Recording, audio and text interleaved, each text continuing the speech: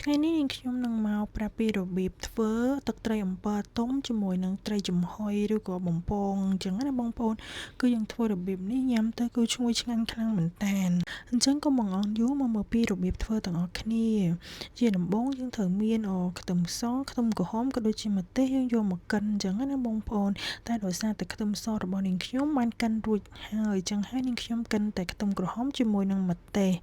ហើយសម្រាប់ត្រីរបស់យើងគឺយើងធ្វើការញាត់ជាមួយនឹងខ្ញីហើយនឹងគល់ស្លឹកគ្រៃអញ្ចឹងណាបងប្អូនដើម្បីកាត់បន្ថយក្លិនឆ្អាបនិងឲ្យត្រីមានសាច់ឈ្ងុយយ៉ាងណាពេលដែលយើងចំហុយហើយសម្រាប់សមាយត្រីខាងលើនាងខ្ញុំក៏បានយកមក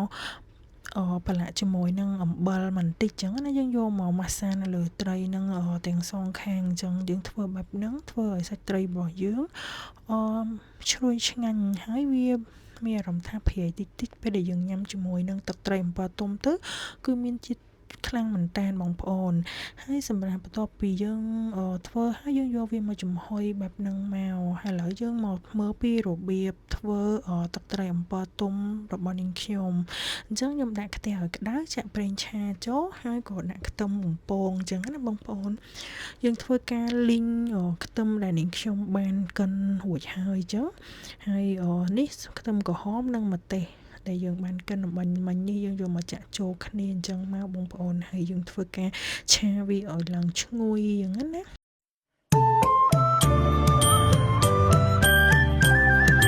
បន្ទាប់មកទៀតយើងក៏ដាក់ស្ករត្នោត1ស្លាបព្រាអញ្ចឹងណាបងប្អូនហើយយើងរំលីង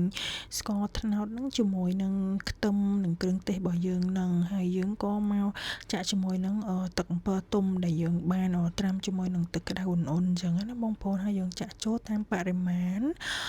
ដែលយើងចង់ធ្វើអញ្ចឹងទៅបងប្អូនបើយើងដាក់ច្រើនពេកវាអាចនឹងជូរខ្លាំងអញ្ចឹងណាបងប្អូនអញ្ចឹងយើងដាក់បរិមាណមកសមល្មមហើយយើងក៏ដាក់ជាមួយនឹងទឹកត្រីហើយជាចុងក្រោយយើងដាក់ជាមួយនឹងខ្ទឹមក្រហមម្ទេសហើយនឹងស្លឹកខ្ទឹមអញ្ចឹងណាបងប្អូនដើម្បីឲ្យមានរសជាតិកាន់តែឈ្ងុយអញ្ចឹងទៅ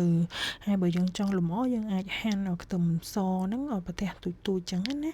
ហើយនេះទឹកត្រីរបស់យើងក៏បានរួចហើយត្រីចំហុយរបស់យើងក៏បានឆ្អិនល្មមផងដែរ